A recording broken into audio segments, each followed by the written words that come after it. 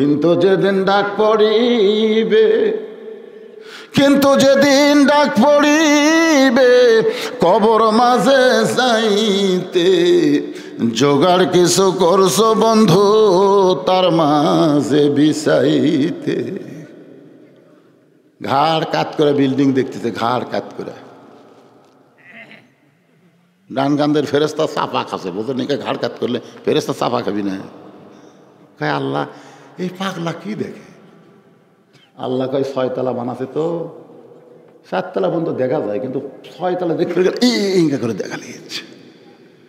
ফেরেস্তাকে আল্লাহ এর কান্দর থাকতে চাচ্ছি না, এই পুরা শয়তান হয়ে গেছে, এর কান্দর থেকে আমরা লেখমুখী।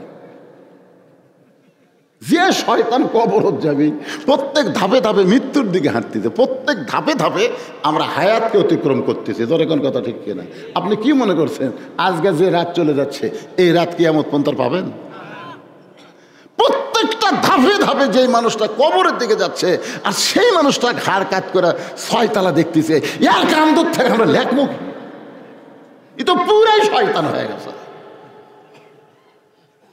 মন যদি চায় গোরস্থানে যাও, গোরস্থানে যাও, কবরে যে সালাম দাও, সালাম দেওয়ার পরে বলো ভাই তোমরা কষ্ট করো না, আমরাও আসতেছি ভাই, আমরাও আসতেছি ভাই। তোমার বাবার কবরের পাশে, মায়ের কবরের পাশে যাও। আমার বাবা মাকে আমার মাদ্রাসার মসজিদের পাশে রাইখা দিয়েছি, প্রত্যেক দিন ওয়াজ করতে আসার সময় বাপ মাকে সালাম দেই।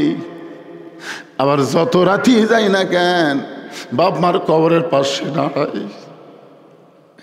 বাপ মাকে সান্ত্বনা দিয়ে বলি বাবা মা কোনো টেনশন করবেন না, আমি আপনাদের কাছে আসতেছি। আত্মাকুল্লা ডিগ্রি যখন মানুষের কলিজার মধ্যে আসবে, ওই মানুষটা দুনিয়ার মহব্বত ভুলে গিয়া সব সময় যাওয়ার চিন্তা বেশি করবে। খাদিজা বলে রাসূলুল্লাহ আমার 3 নম্বর চাওয়া হলো কবরে মাটি দেওয়ার পরে সবাই যখন চলে আসবে কেউ থাকবে না, কেউ থাকবে না কবরের পাশে। কতজনকে কত কি দিলাম, যাবার কালে একজন আরো দেখা না পাইলাম। কতজনকে কত কি দিলাম, যাবার কালে একজন আরো দেখা না পাইলাম। ও আমার সাদের মালা যাই রে ছিঁড়ে, রইব না আর বেশি দিন তোদের মাঝারে। হুজুর 2টা ফেরেশতা আমার কবরে আসবে, 2টা ফেরেশতা এসে আমাকে 3টা প্রশ্ন করবে। আমরা যারা কবরে যাব আমাদেরকেও 3টা প্রশ্ন করা হবে। জোরে কোন কথা ঠিক কি না? এ ব্যাপারে আব্দুল আলিম একটা গান গাইছে। ফেরেশতা আসিয়া যখন জিজ্ঞাসা করিবে, দিনকে তোমার মাবুদকে বা তখন কি বলিবে? আল্লাহ বিনে নাই রে মাবুদ, আল্লাহ বিনে নাই রে মাবুদ, জবানে তাই বলো রে বলো মুখে, আল্লাহ রাসূল সবে বলো। কবরে যাওয়ার পরে মুনকির নাকির যখন প্রথম প্রশ্ন করবে মান রব্বুকা, তখন আপনার ঘুমই ভাঙবে না, আপনার পক্ষ থেকে নামাজ খাড়া হবে। নামাজ দাঁড়িয়ে বলবে এই মুনকির নাকির এই কাকে রব সম্পর্কে প্রশ্ন করতেছিস? বলে যাই কবরে শুয়ে আছে তাকে। আমি কে? বলে আপনার তো শুনলাম না, আমি হইলাম ওই ব্যক্তির নামাজ, আমি হলাম ওই ব্যক্তির নামাজ। যাকে মান রব্বুকা প্রশ্ন করতেছিস সে সারা জীবনে কয় ওয়াক্ত নামাজ পড়ছে তুই জানিস? মুনকির কয় আমরা তো জানি না। হিসাব কর, ক্যালকুলেটার দেয়, হিসাব কর। 55 বছর নামাজ পড়ছে, প্রতিদিন 5 ওয়াক্ত হলে 55 বছরে কয় ওয়াক্ত হয়? এই প্রত্যেক রাকাতে কয়বার সুবহান রব্বিল আযীম কষে, কয়বার সুবহান রব্বিল আলা কষে লেখ। কিরে নামাজের নিয়ত করার পরেই বলছে আলহামদুলিল্লাহ রব্বিল আলামিন। দুনিয়াতে এতবার রব রব রব রব করে জিকির করে কেবল কবরের মধ্যে ঘুমাছে, আর তোরা ডিস্টার্ব করতেছিস। সারা জীবন রব রবের জিকির করে নামাজ পড়ে কেবল কবরের মধ্যে বান্দা ঘুমালো, আর তোরা বলিস মান রব। তোর কে পাঠাছে রে, কে পাঠাছে রে? মুনকির নাকির কয় আল্লাহ তোমার বান্দাকে মান রব্বুকে প্রশ্ন করার পরে নামাজ যে খাবার খেয়েছে মনে আমাকে চড়ায়।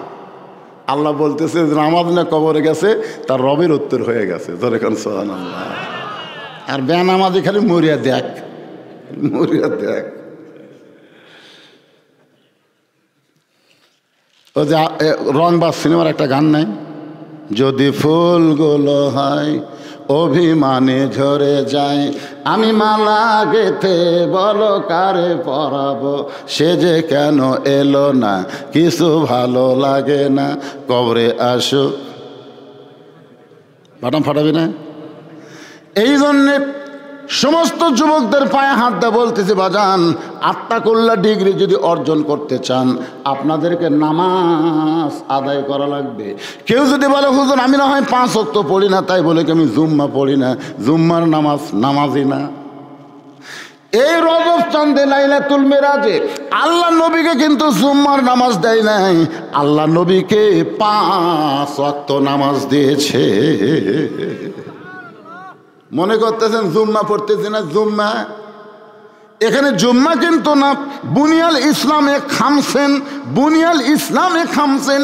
ইসলামের যে 5টা ভিত্তি আছে একটু খেয়াল করবেন, তার মধ্যে নামাজের কথা আছে, সেই নামাজ কিন্তু জুম্মা না, সেই নামাজ হলো 5 ওয়াক্ত। ধরে কোন কয় ওয়াক্ত? জুম্মার নামাজ পড়ে 5 ওয়াক্ত পড়ে না, তাদেরও কথা আছে, পরে বলতেছি। আল্লাহ রাসূল সঙ্গে সঙ্গে খাদিজার কবরে একটা চুম্বন দিয়ে বললেন, খাদিজা ওই আল্লাহর শপথ করে বলতেছি আমার আগে যদি আপনার মৃত্যু হয় তাহলে আপনার 3টা চাওয়াই আমি পুরা করব ইনশাআল্লাহ। রাসূল কি বলেছেন খেয়াল করছেন? যে আমার আগে যদি আপনার মৃত্যু হয়, এ কথার দ্বারা নবী বুঝাইলেন কে কখন মরবে এটা আল্লাহর নবীও। আর হামাকের মধ্যে কতগুলো ভণ্ড আছে, আমার বাবা সব জানে রে, আমার বাবা আগাম খবর দেয়। বাবা নাই।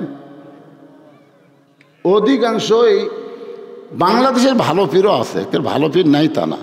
আমি গত রাত্রে যেখানে মাদারীপুর ওয়াজ করছি ওখানে শরীয়তুল্লাহ নাম শুনছেন? শরীয়তুল্লাহ ইংরেজদের দমন করার জন্য যিনি প্রথম শহীদ হয়েছেন তার নাম হলো হাজী শরীয়তুল্লাহ।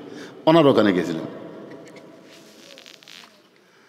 হক্কানি পীর আছে, হক্কানি পীর কোন সময় পীরের দিকে মানুষকে ডাকবে না, মানুষকে আল্লাহর দিকে ডাকবে। জোরে বলেন কার দিকে ডাকবে? আর এখনকার গুলা পীরের দিকে ডাকে, পীরের দিকে। আমি এই জন্য আজে বলি 3টা জিনিস, ভালো ডাক্তার কোনোদিন সিজার করে বাচ্চা লাই না, ডাক্তারের বইয়ের সিজার লাগে না। আপনারা খেয়াল করে দেখবেন, ডাক্তাররা জানে নর্মালি বাচ্চা হলে মায়েরও লাভ, সন্তানের লাভ। আর 2 নম্বর কথা হলো মৌলবীর বাড়িতে কোনোদিন মিলাদ হয় না। এই মৌলবীরা মানুষের বাড়িতে মিলাদ পড়ায়, নিজের বাড়িতে করে না। আর 3 নম্বর কথা হলো পীরের বউ কোনোদিন মুরিদ হয় না, কারণ পীরের বউ জানে আমার পীর 1 নম্বর লুচ্চা, মাঝে মধ্যে মুরিদের বইয়ের দিকে ফিস করে তাকায়, এই শালার হাতে মুরিদ হবি কে? আপনি খোঁজলে দেখবেন পীরের বউ মুরিদ হয় না, মৌলবীর বাড়িতে মিলাদ হয় না, আর ডাক্তারের বইয়ের সিজার লাগে না। আর সর্বপ্রথম যিনি কলেমা পড়েছেন নবীর হাতে, তার নাম হলো খাদিজা। আল্লাহ রাসূল বললেন, খাদিজা আপনি আমার বিবি হয়ে আমার হাতে সর্বোত্তম ঈমান গ্রহণ করলেন। খাদিজা বলতেছে, ইয়া রাসূলুল্লাহ আপনি বাইরেও যেমন ভিতরেও তেমন।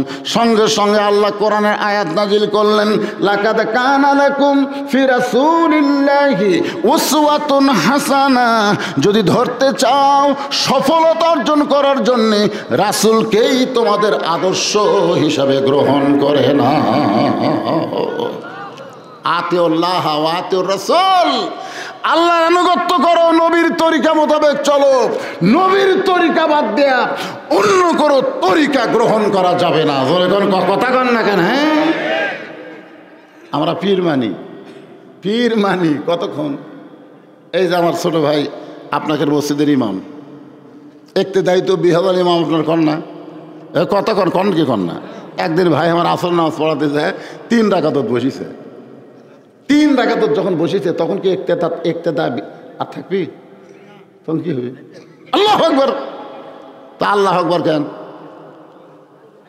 আপনাকে ইমাম সাহেব তো এতদিন 4 রাকাত পড়াছে, 3 রাকাত বসেছে, অসুবিধা কি? আপনারাই বলবেন হুজুর আপনাকে ততক্ষণ পর্যন্ত আমরা ইক্তেদা করব যতক্ষণ আপনি নবীর তরিকা মোতাবেক নামাজ পড়াবেন। নবীর তরিকা বাদ দেয়া নিজে আলাদা তরিকা বানাবেন আর সেই তরিকায় আমরা থাকব। আজকে পীর সাহেবদের বলবো ততক্ষণ পর্যন্ত আমরা পীর মানব যতক্ষণ পীর নবীর তরিকার মধ্যে থাকবে। জোরে কর কথা ঠিক কিনা? নবীর তরিকা বাদ দিয়ে তুমি আলাদা তরিকা বানাবা, তুমি কিসের পীর? মনে কষ্ট নেন না, তাকুল্লাহ বুঝানোর জন্য বলতেছি। আল্লাহ রাসূল বলেন খাদিজা আপনার যদি আমার আগে মৃত্যু হয় আপনার 3টা চাওয়াই আমি পুরা করব ইনশাআল্লাহ। মা খাদিজা দুনিয়া থেকে বিদায় নিলেন। মা খাদিজা দুনিয়া থেকে বিদায় নেওয়ার পরে নবী তাকায় দেখে খাদিজার পেট থেকে 4টা মেয়ে সন্তান আল্লাহ দান করেছে। একটা হলো রোকেয়া, একটা হলো কুলসুমা, একটা হলো জয়নাব, আর একটার নাম কি খালি ফাতেমা। জুমার দিনে সানি খুতবার মধ্যে ইমাম সাহেব আপনাদের শোনায়, কদ্দূর পর্যন্ত বলা লাগবে সেইটা ইমাম সাহেব আপনাদের শোনায়। সাইদাতুন নিসায়ে পড়েন, সাইদাতুন নিসায়ে আহলেল জান্নাহ ফাতেমাতুজ জুহরা। আব্দুল কাদের জিলানী রহমতুল্লাহ আলাইহি ওই জান্নাতুল বাকির মধ্যে জিয়ারত করতেছেন। মদিনার সবচাইতে বড় গোরস্থান রাসূলের রওজার পাশে, সেই গোরস্থানের নাম হলো জান্নাতুল বাকি। জোরে কোন নাম কি? জিয়ারত করতেছেন আব্দুল কাদের জিলানী। এক মুরিদ বলতেছে হুজুর আপনি চোখ বন্ধ করলে গোটা পৃথিবীর খবর বলতে পারেন। হুজুর একটু দেখেন তো এই জান্নাতুল বাকির মধ্যে মা ফাতেমার কবর কোন জায়গায়? হুজুর একটু দেখেন তো। আব্দুল কাদের জিলানী ধমক দিলেন, এ মুরিদ আমি চোখ বন্ধ করলে গোটা পৃথিবীর খবর বলতে পারি, এই কথা তোরে কে বলছে? আমি চোখ বন্ধ করলে গোটা পৃথিবীর খবর বলতে পারি, এই কথা তোরে কে বলেছে? মুরিদ বলতে তো হুজুর আমি তো এমনি এমনি কইছি, পীরের ভক্ত হইয়া কইছি। পীর ভক্ত, আল্লাহ ভক্ত না, পীর ভক্ত। দরকার কি ভক্ত কতগুলো আছে, আল্লাহ ভক্ত না পীর ভক্ত। হুজুর আপনার ভক্ত হয়ে কথা বলছে। আব্দুল কাদের জিলানী বলে শোনো, ইত্তাকু ফিরাসাতাল মুমিনিনা ফাইন্নাহু ইয়ানজুরু বিনুরিল্লাহ। আল্লাহ পাক আমাকে এত শক্তি দিয়েছে, শুধু দুনিয়া না আল্লাহর আরশ পর্যন্ত আমি দেখতে পাই। লিল্লাহি তাকবীর। তুমি খালি আমার নজর দুনিয়ার মধ্যে রাখছা। আল্লাহ আমাকে এমন নজর দান করেছে যে নজরে খালি দুনিয়া না আল্লাহর আরশ পর্যন্ত আল্লাহ দেখার ক্ষমতা আমাকে দিছে। যালিকা ফাদলুল্লাহি ইউতিহি মাইয়াশা আল্লাহু যুল ফাদলিল আযীম। কত ব্যক্তিকে আল্লাহ বিশেষ ক্ষমতা দান করে, যেটা সুলাইমান আলাইহিস সালামের ঘটনা পড়লে আপনারা দেখবেন। ওই যে হুদুদ পাখির ওই কিচ্ছাটা আজকে আমি করছি না, কিন্তু যেটা বলতেছি ক্ষমতা দেওয়ার মালিককে। কিন্তু আমি আব্দুল কাদের জিলানী চোখ বন্ধ করলে আরশের খবর দেখতে পাইল। এই জান্নাতুল বাকির কোন জায়গায় মা ফাতেমার কবর আছে এই খবরটা আমি দিতে পারবো না। এই জান্নাতুল বাকির মধ্যে কোন জায়গায় মা ফাতেমার কবর আছে এইটা আমি বলতে পারবো না। সমস্ত মুরিদরা বলে হুজুর জান্নাতুল বাকির মধ্যেই ফাতেমার কবর, কিন্তু আপনি কেন বলতে পারবেন না? আব্দুল কাদের জিলানী বললেন আমার মা ফাতেমা হইল জহুরা। আমার মা ফাতেমা হইলেন জহুরা। সমস্ত মুরিদ বলে হুজুর জহুরা মানে কি? আব্দুল কাদের জিলানী বললেন জহুরা মানে হলো এশার নামাজের পরে হযরত আলী বাড়ির মধ্যে গেছে, এশার নামাজ পড়ার পরে প্রত্যেকটা পুরুষ মানুষ আর বাহিরে থাকা যাবে না, যাওয়া লাগবে বাড়িতে। জোরে কোন যাওয়া লাগবে? আপনারা এশার নামাজ পড়ে খালি আড্ডাগুলি মারেন। এশার নামাজের পরে বাড়িতে গিয়ে হযরত আলী দেখতে পায় ফাতেমা সুন্দর করে ঘর সাজায় রাখছে, সুন্দর করে হাসান হোসেনকে সাজায় দিয়া নিজেও সুন্দরী সাইজা গইজা বসে আছে।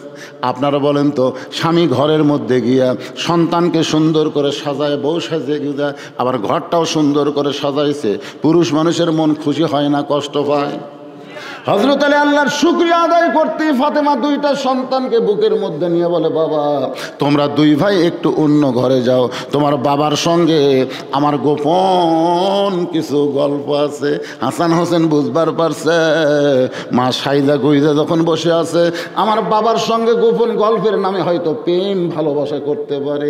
একটু বোঝার বয়স হওয়ার কারণে দুইটা সন্তান যখন অন্য ঘরে যায়, সঙ্গে সঙ্গে ফাতেমা ঘরের দরজা বন্ধ করে দেয়। দরজা বন্ধ করা মাত্রই হযরত আলী মাথার টুপি খুলেছে, কারণ বউ যখন দরজা বন্ধ করে তখন স্বামীর টুপি মাথার দেওয়া। আরাফার ময়দানে কেউ যদি টুপি মাথার দেয়, আরাফার ময়দানে হজ করছেন আপনারা কেউ, আরাফার ময়দানে মাথায় টুপি দেওয়া যাবে? এখন যাবে? জাগা বুঝে অনেক কিছুই যায় না। আরাফার ময়দানে কেউ জুব্বা পরা যাবে না, টুপি মাথায় দেওয়া যাবে না, সুগন্ধি ব্যবহার করা যাবে না, পাগলের মতন ঘুরতে হবে। এই পাগল মানে তারা আল্লাহর পাগল হয়ে গেছে।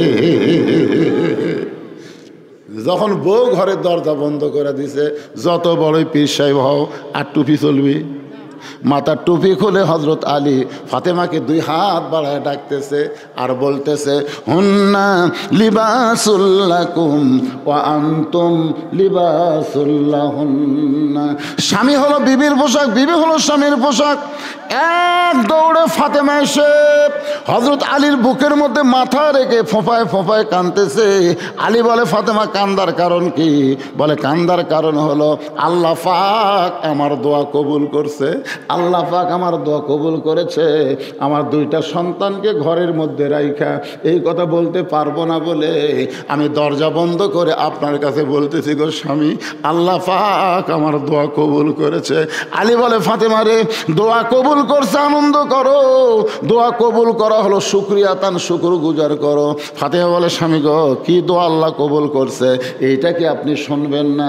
আলী বলে, ফাতেমা কি দোয়া করছো আল্লাহ কবুল করলো? বলে, পর্দার মধ্যে আল্লাহ যেন আমার মৃত্যু দেয়, আল্লাহ পর্দার ভিতরে আমার দোয়া কবুল করেছে।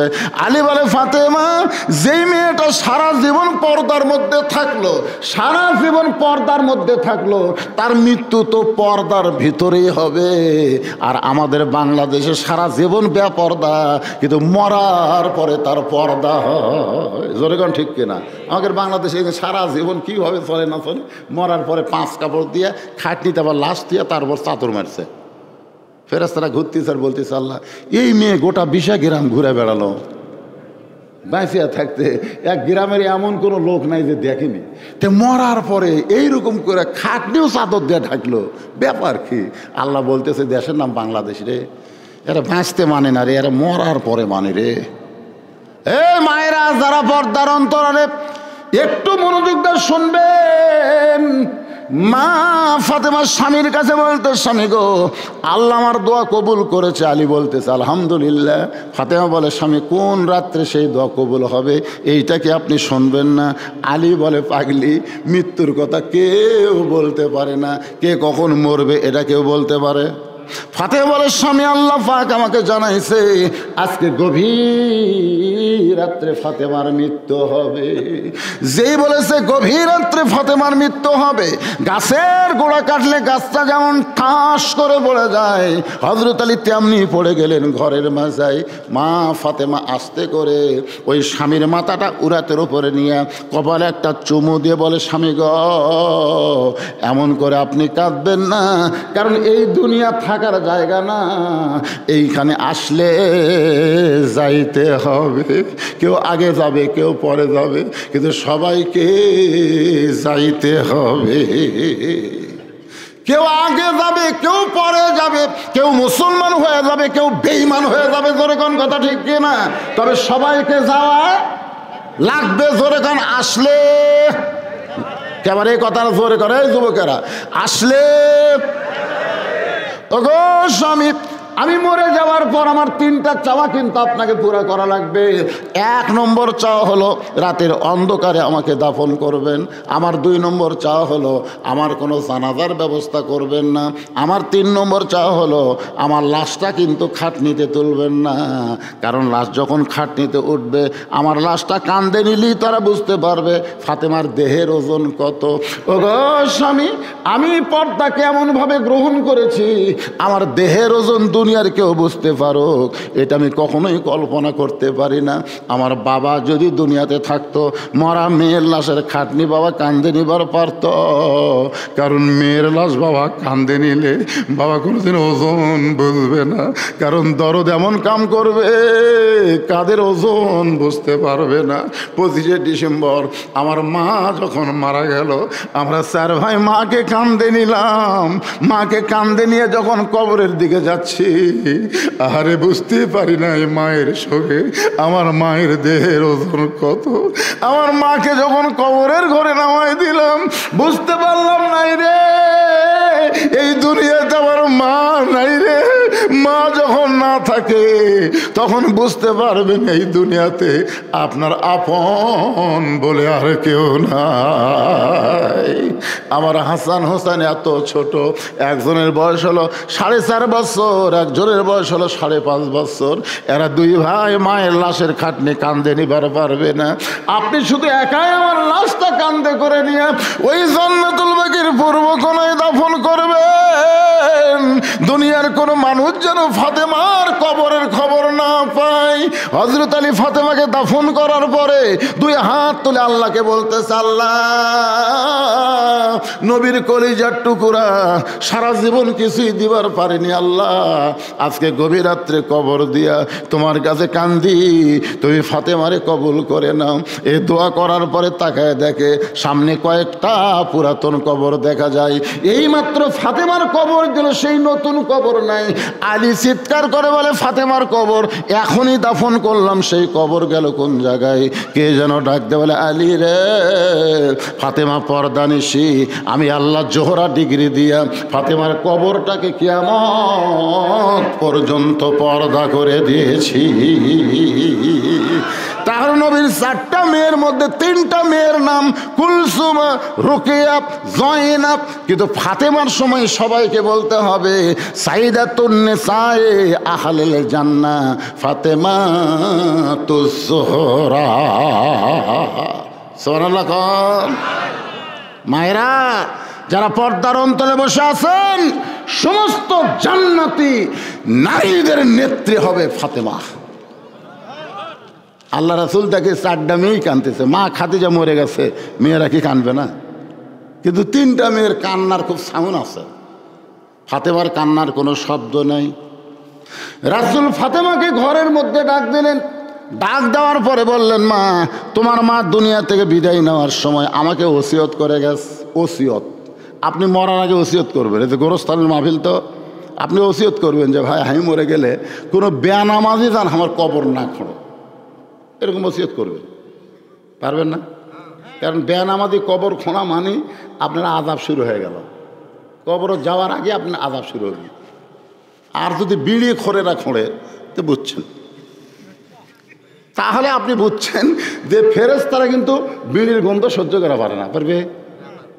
তাহলে এই যে বিড়ি খেতে খেতে মাটির দেওয়ালের যে বিড়ির দুর্গন্ধ আছে, মুনকিন দেখে আসার আগে চুল ধরে তুলবে। ওট কে ভাই চুল ধরে তুলতে প্রশ্ন, হাই কিসের প্রশ্ন রে, তোর কবর কোন শালা খুলল আগে সেটা কর। ইয়ার কি না ভাই রে, যেই দুনিয়ার বাড়িতে আমি থাকতে পারবো না, সেই বাড়ি যদি ভালো মিস্ত্রি দিয়ে আমি বানাইলেই, যেই কবর আমাকে 50,000 বছর থাকা লাগবে, সেই কবর খোঁড়ার জন্য ভালো মিস্ত্রির দরকার আছে না নাই? দরকার আছে না নাই? ওসিয়ত করবেন, ওসিয়ত। মা খাদিজা ওসিয়ত করছে। খাদিজা তাকওয়া কাক কয়, আত্তাকুল্লাহ কাক কয়, হাক্কা তুকাতিহি কারে কয়, ওয়ালা তামুতুন্না ইল্লা ওয়া আনতুম মুসলিমুন, মুসলমান না হয়ে মরণ নয়। আমরা সবাই দুনিয়া থেকে বিদায় নিব, তবে মুসলমান হয়ে মরবো, ঠিক কিনা বলেন? ফাতেমা বললেন, বাবা আমার মা কি ওসিয়ত করেছে আল্লাহ রাসূল বললেন 1 নম্বর ওসিয়ত হলো তোমার মাকে তুমি একা একাই গোসল করান লাগবে।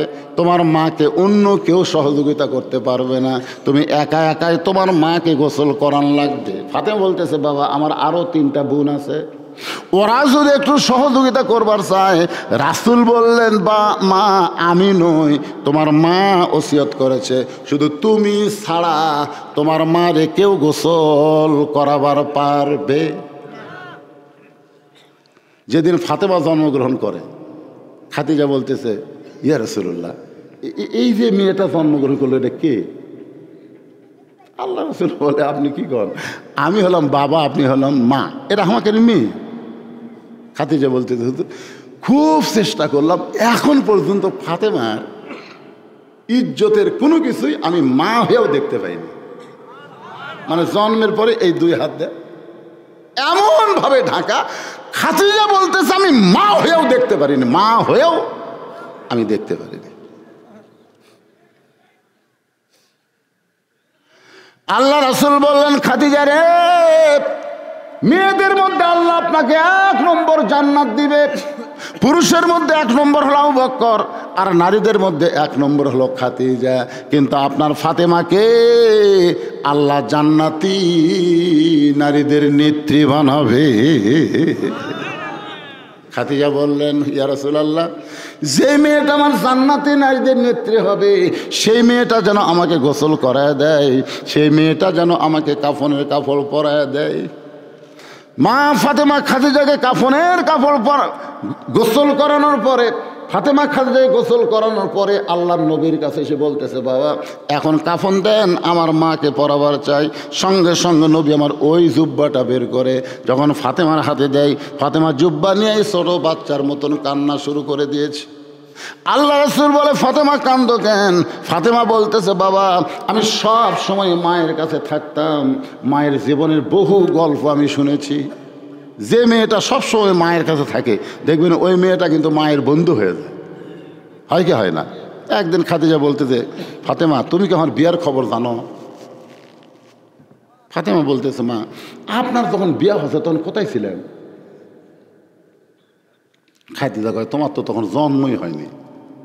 তো তাহলে জন্ম না হলে আমি জানবো কেমনে?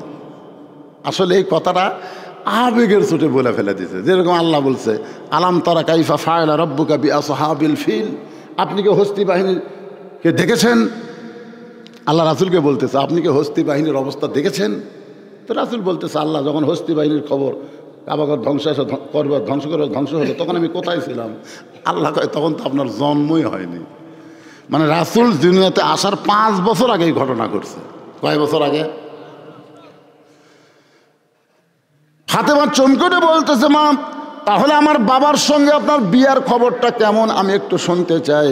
খাদিজা বললেন তোমার বাবা তখন আমার বাড়িতে রাখাল ছিল। যেই বলেছে রাখাল ছিল সঙ্গে সঙ্গে ফাতেমা দৌড়ে এসে খাদিজার মুখে হাত দিয়ে বলতেছে মা আমার বাবা রাখাল ছিল এই কথা আপনার মুখে আমি শুনতে চাই। কারণ প্রত্যেকটা মেয়েরা তার বাপকে এত ভালোবাসে যে বাবার সামান্য দুর্বলতার কথা মেয়েরা কিন্তু শুনবার চায় না। আমি একদিন মেয়েদেরকে বললাম যে আজকে তোমরা গাড়ি চলে বেড়াচ্ছ মা আমার আসল খবর জানো? তোকে কি আব্বু? আমি একদিন দাওয়াত পাওয়ার জন্য রাস্তা ঘুরছি, দাওয়াত পাওয়ার জন্য। রাস্তাত কোন টুপিওয়ালা গাড়িওয়ালা দেখলি ভাই এ ভাই আমাকে একটা দাওয়াত দে ভাই, আমার সংসার চলতেছে না পারে, সামনে মাসে কি কিনবো একটা টাকাও নেই, দাওয়াত দে ভাই। তখন কয় হুজুর আপনি তো ওয়াজ করা পারেন আমরা জানি না। তো আমি এমনও করছি কাউকে বিজ্ঞাপনের নাম দেওয়ার জন্য 50 টাকা ঘুষ দিছি। এবার আমার নাম রাখলে বিজ্ঞাপনের দেশ, টাকা দেওয়া লাগবে না, ভাতও দেওয়া লাগবে না। সেই সময় 50 টাকা যখন 20 টাকা সার গোস্ত হয়েছিল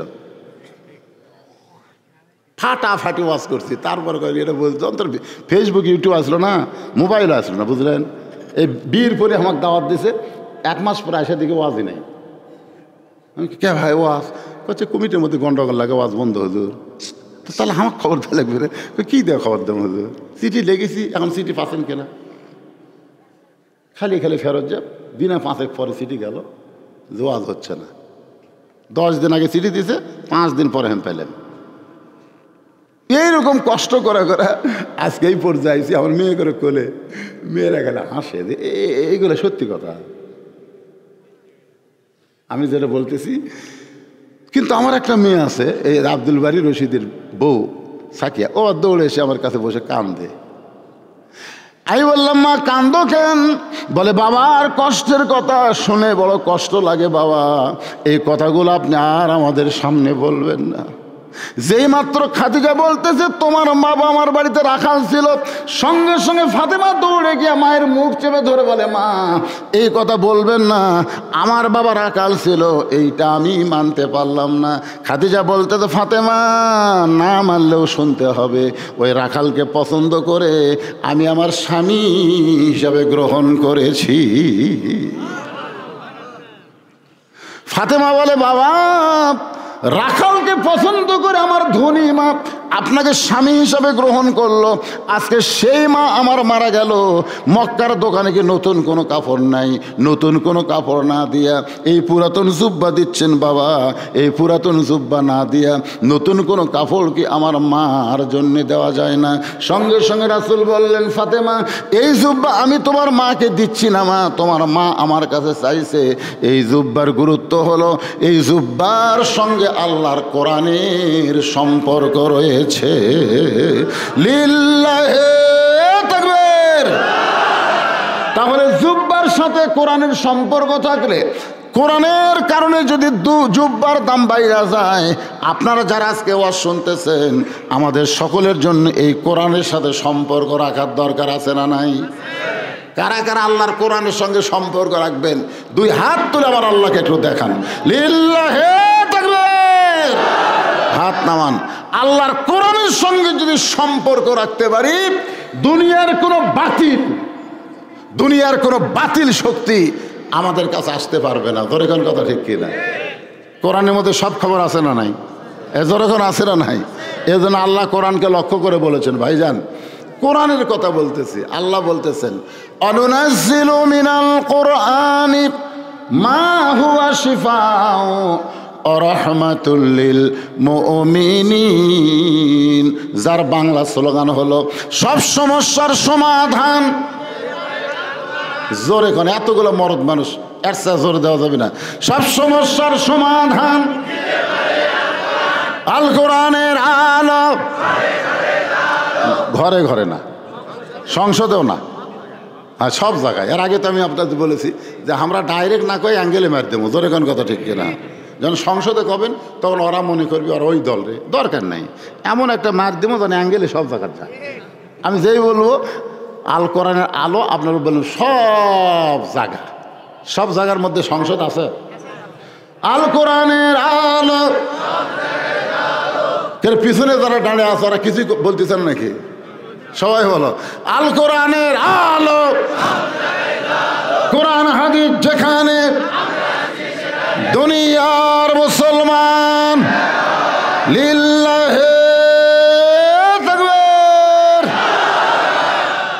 আল্লাহ নবী বললেন, ফাতেমা এই জুব্বা এমন একটা জুব্বা মা, যেই জুব্বার সঙ্গে আল্লাহর কোরআনের সম্পর্ক রয়েছে।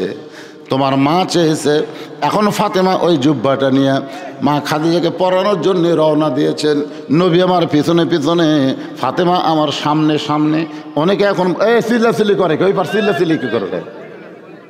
হ্যাঁ, লোকজন যাওয়া আসা করলে অসুবিধা নেই, চিল্লাচিল্লি করা যাবে না।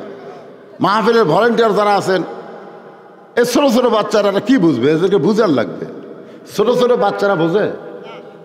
আল্লাহ রাসূল আসরের নামাজ শেষ করলেন, এমন সময় ওমর ফারুক বললেন, ইয়া রাসূলুল্লাহ আপনার পিছনে বহুদিন হলো আসরের নামাজ পড়তেছি, কিন্তু আজকে ব্যতিক্রম লাগলো। আল্লাহ রাসূল বললেন, ওমর কি ব্যতিক্রম? সব সাহাবী কালে মাথা ঝাঁকাচ্ছে। সব সাহাবী কি করতেছে? মাথা ঝাঁকানো মানে কি? মানে উমর যেটা কবি সেটা হামাকেরও কথা, কিন্তু হামাকেরও তো সাহস নাই।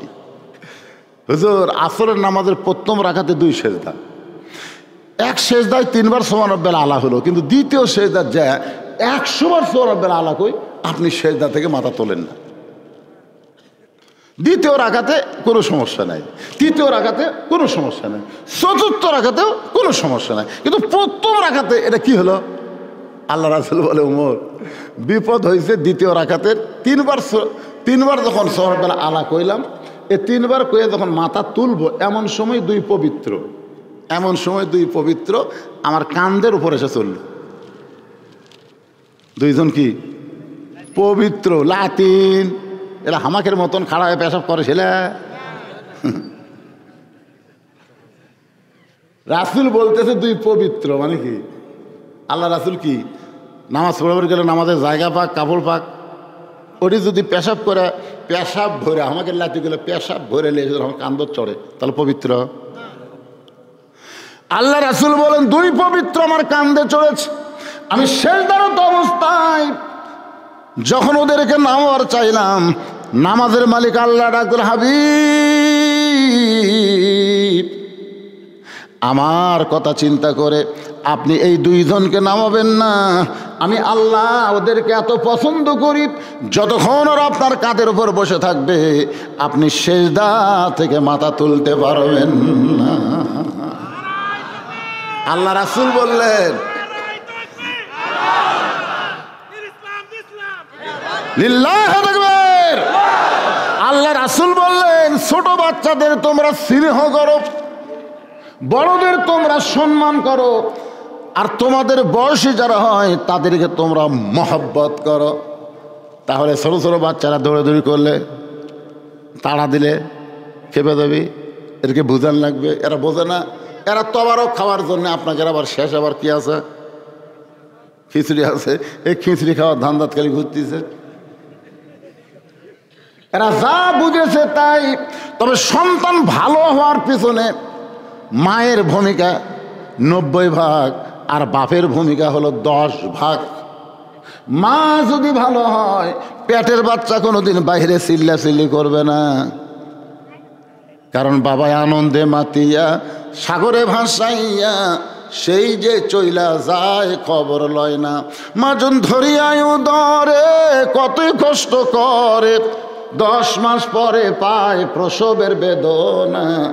এমন দরদি ভাবে কেউ হবে না আমার মা গো। ইমাম গাজ্জালি একটা ব্যাখ্যা করছে, আর বিজ্ঞানের একটা ব্যাখ্যা করছে। ইমাম গাজ্জালি ব্যাখ্যা করছে কি জানেন, যে যখন মায়ের পেটে বাচ্চা আসে, মনোযোগ দিয়ে শুনবেন, তখন আল্লাহ তাআলা মায়ের অসুখ বন্ধ করে দেয়। কি বন্ধ করে দেয়? 3 দিন 5 দিন 7 দিন একটা প্রতি মাসে অসুখ হয় না? আচ্ছা আপনারা বলেন তো, এই অসুখ হলে কি নামাজ পড়া যাবে? এ ওর অসুখ হলে ওযা করা যাবে, কোরআন শরীফ পড়া যাবে?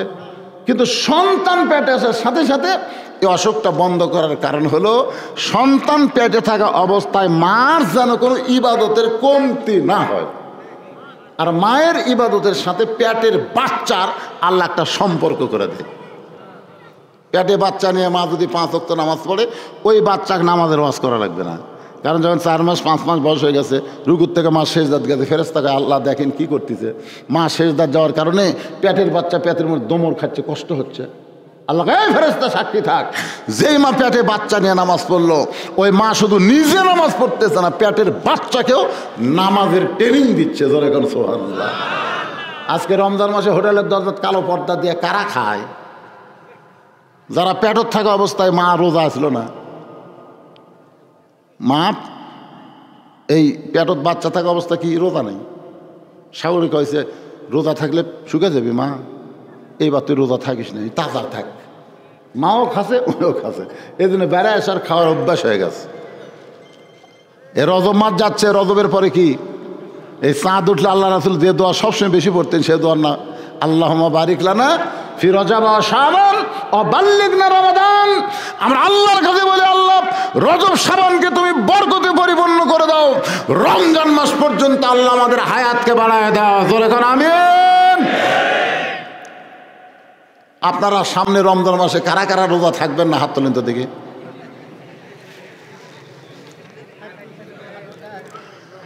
আগামী রমজান মাসে শরীর যদি সুস্থ থাকে, ইমানের দাবিতে কারা কারা রোজা রাখবেন 2 হাত তুলে আমার আল্লাহরে দেখান। লিল্লাহি তাকবীর। হাত নামান। আল্লাহ আল্লাহ, যে সোনার যুবকেরা আজকে রমজানের মাস গ্রহণ করার জন্যে 2 হাত তুলে রোজা রাখার নিয়ত করেছে। আল্লাহ সকলকেই সুস্থতার সাথে ঈমানের দাবিতে রোজা রাখার তৌফিক দান করুক। জোরে কোন আমিন। মাশাআল্লাহ। আর হয়তো রোজার আগে আপনাদের সাথে দেখা হবে।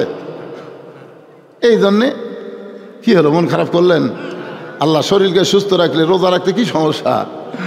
আরে কি যে মজা ভাই, ইফতারের আগ দিয়ে ইফতার লিয়া যখন বসবেন মনে হচ্ছে ব্যস্ত আছি। সুবহানাল্লাহ খান।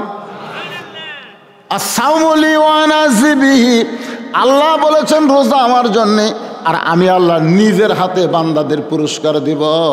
রায়হান নামক একটা জান্নাতের দরজা দিয়া আল্লাহর দিদার করে করে প্রত্যেকটা রোজাদারকে আল্লাহ জান্নাত দিয়া দিবে।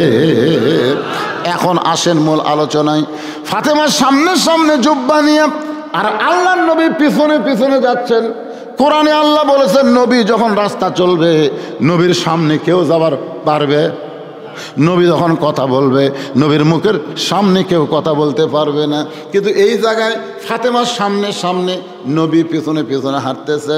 ফাতেমার সামনে দিয়ে নবী পিছনে হাঁটার কারণ হলো ফাতেমাকে নবী শুধু মেয়ে বিশ্বাস করত না, আল্লাহ নবী ফাতেমাকে মায়ের সম্মান দিতে,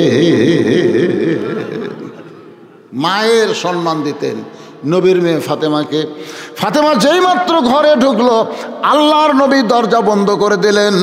ওই জুব্বাটা মা খাদিজাকে পরানোর পরে ফাতেমা যখন দরজা খোলে রাসূল তাকায় দেখে ফাতেমা মুস্কি মুস্কি হাসতেছে। নবী চমকে উঠছে, কে রে?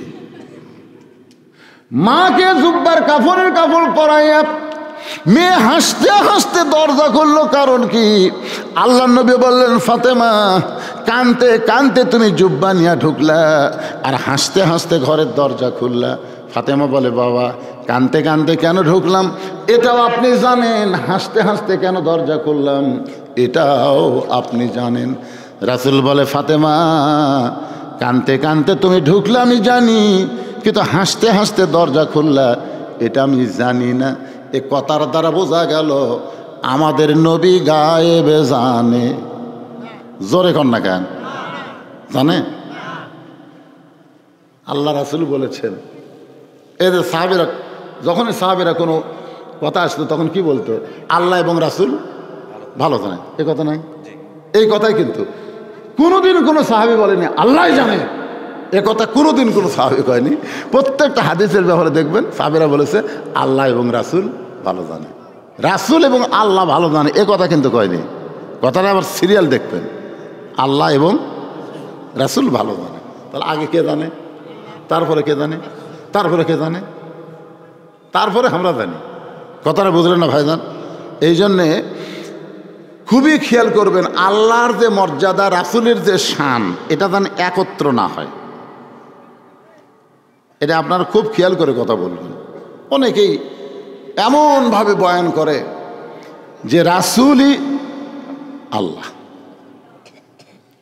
এটা আমরা মানবো? আমাকে ফুরফুরা সিলসিলার হুজুরা সবসময় আলেম ওলামাদের প্রাধান্য দিতেন। কারণ কি? এবং যেখানে গেছেন সেখানে একটা করে মাদ্রাসা করছেন। বাংলাদেশের যতগুলো বড় বড় মাদ্রাসা, সিদ্দিকিয়া সিনিয়র যত মাদ্রাসা আছে সমস্ত মাদ্রাসার প্রতিষ্ঠাতা হলো ফুরফুরার হুজুরেরা। কারণ আলেম তৈরি না হলে শিরক মুক্ত ঈমান হবে না। জোরে কোন কথা ঠিক কিনা? হ্যাঁ, খুব খেয়াল করবেন। আল্লাহ রাসূল বলেছেন আমি যা জানি তোমরা তা জানো না। এই কথাটা খেয়াল করবেন। আমি যা জানি তোমরা তা জানো না, আমিও জানি না আল্লাহ যখন না জানা। তাহলে আসল জানালাকে আল্লাহ জানে, তারপরে রাসূল জানে, তারপরে আমাদেরকে জানায় দিস। একটু মনোযোগ দিয়ে শুনবেন। রাসূল বলে ফাতেমা কানতে কানতে তুমি ঢুকলে আমি জানি, কিন্তু হাসতে হাসতে দরজা খুললা এটা আমি জানি না। ফাতেমা বলতেছে বাবা হাসতে হাসতে দরজা খোলার কারণ হলো আপনি যে জুব্বাখান আমার দিছেন বাবা, এই জুব্বাটা আমার মাকে পরাবার গিয়া ইয়ানজুরু বিনুরিল্লাহ, ইয়ানজুরু বিনুরিল্লাহ, আমি নূরের নজর করে তাকায় দেখি আপনার জুব্বা পরার আগে আল্লাহ আমার মাকে জান্নাতের পোশাক পরায়া দিছে। যেই বলতেছে আপনার জুব্বা পরানোর আগে আল্লাহ আমার মাকে জান্নাতের পোশাক পরায় দিছে। সঙ্গে সঙ্গে নবী দরজার কাছে বসে মাটির মধ্যে হাত দিয়া ছোট বাচ্চার মতন কান্না শুরু করে দিলেন। ফাতেমা বলে, বাবা আমার মাকে আল্লাহ জান্নাতের পোশাক পরায় দিছে, এইটা শোনার পর কি আপনি খুশি হতে পারলেন না?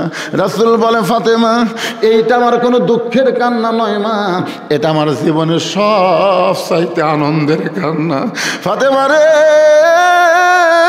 সর্বপ্রথম যেই মহিলাটা আমার হাতে ঈমান গ্রহণ করছে সেই মানুষটি হলো তোমার মা।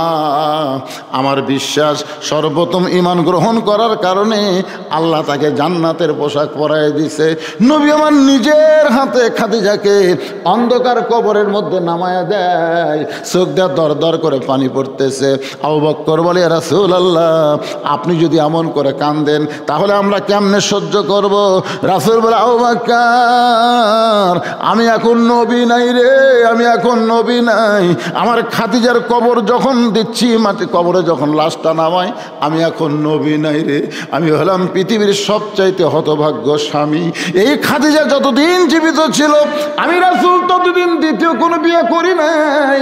আমার খাদিজা বহুদিন আমারে কইছে, হুজুর এই বুড়ির সঙ্গে সংসার করতে করতে আপনার যৌবন শেষ হয়ে যাবে, আপনি আর একটা বিয়ে করেন। আমি খাদিজার কবলে চুমাতে বলেছি, খাদিজা আপনি যদি শুধু আমার বিবি হইতেন তাহলে আমি বিয়ে করতাম, কিন্তু আপনি শুধু আমার বিবি না, আপনি হলেন আমার দরদ। শিশুকালে মইরা গেছে মা, গর্ভে থাকতে মরছে পিতা, নবী চোখে দেখলেন না। কে করিবে লালন পালন, কে করিবে লালন পালন, কে দিবে সান্ত্বনা? এই দুনিয়ার সান্ত্বনার মানুষ আমার খাদিজাকে আমি কবরের ঘরে নামায় দিচ্ছি।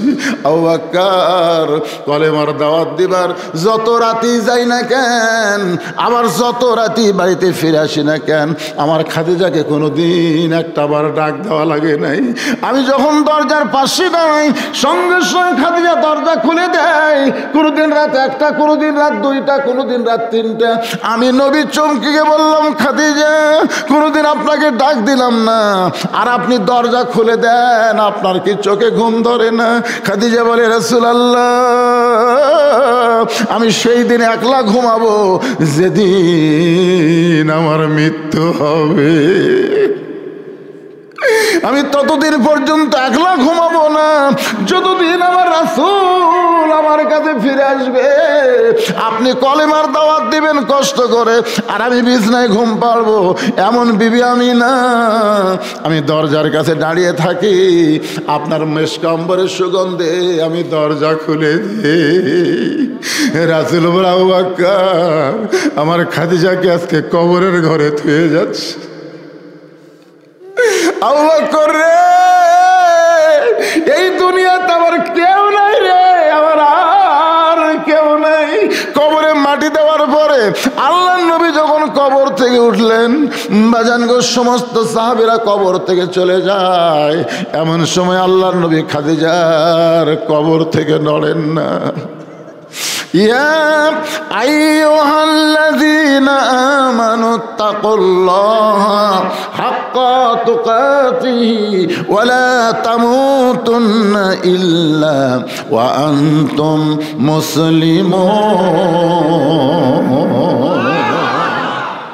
যারা আমরা ঈমান গ্রহণ করেছি ভাই, যে কোনো সময় আমাদের মরা লাগবে, মরা লাগবে। শুধু মৃত্যুর কথাটা খেয়াল করেন, আল্লাহর ভয় আপনার কলিজার মধ্যে বেশি হয়ে যাবে। আর মৃত্যুর কথা স্মরণ করলে আপনি কোনো ওয়াক্ত নামাজ বাদ দিবার পারবেন না। মৃত্যুকে সব সময় যদি খেয়াল করেন কারো ক্ষতিও করতে পারবেন না। সিনা টান করে কাউকে বলতে পারবেন না তুই আমারে চিনিস, এ কথাও বলতে পারবেন না। কারণ আপনার চাইতে কে আছে রে দুর্বল, যে কোনো সময় মৃত্যু হবে। সবাই চলে গেছে, নবী আমার খাদিজার কবর ছাড়েন না। কখনো কবরের মাথার দিকে, কখনো পায়ের দিকে। 1-8 ঘন্টা হয়ে যায়, মুনকির নাকির কবরে আসে না। আল্লাহ ডাক দেবে না, হাবিব আপনি কি খাদিজার কবর ছাড়বেন না? আমার মুনকির নাকির যাবার চাই, কিন্তু আপনি থাকলে মুনকির নাকির কেমনে যায়? রাসূল বলে, আল্লাহ আমার খাদিজা বড় দুর্বল, আল্লাহ আমার খাদিজা বড় ভয়িত, আমার ভাতিজা বড় তাকওয়া, আমার খাদিজা বড় ভয়। উত্তর যদি দিবার না পারে, এই দিন আমি নবী তার পক্ষে দাঁড়ায় আছি, মুনকির নাকিরের প্রশ্নের উত্তর দিবার চাই। আল্লাহ বলে, হাবিব রে, আপনি শুধু খাদিজাকে ভালোবাসেন এইটা মনে করবেন না, আমি আল্লাহ ভালোবাসি। দুনিয়াতে থাকার পরে আত্মা করল আমার ভয়ে, কবরের চিন্তা, মৃত্যুর চিন্তা যারা করে, কবরকে খেয়াল করে যারা চোখের পানি ছাড়ে, আমি আল্লাহ এত নিষ্ঠুর না, আমি আল্লাহ মুনকির নাকিরের উত্তর দিয়া দিলাম। লিল্লাহে তাকবীর। ভাইজান, আজকে বিশাল বাবে রহমত কবরস্থানের মাহফিল, সবাইকে কবরে যাইতে হবে, আর কবরের উন্নয়ন কল্পে মাহফিল করেছে। এই যে চোখ ভেজা অবস্থায় আমি আপনাদের কাছে রুমাল দিব, গামছা দিব, ভাইজান আল্লাহর হস্তে এই গোরস্থানের উন্নয়ন কল্পে 500 টাকা, 1000 টাকা, 5000 টাকা, 2000 টাকা এরা কিন্তু ব্যাগের মধ্যে দিবে না, এদেরকে 10টা মিনিট টাইম দিব, টেজে আপনারা দিবেন। আর যারা মাহফিল কমিটির ছেলেরা, তোমরা ব্যাগ নিয়ে ভিতরে নামো বাবা, যারা দাঁড়িয়ে আছে ওদের কাছে আগে যাবা, 10-20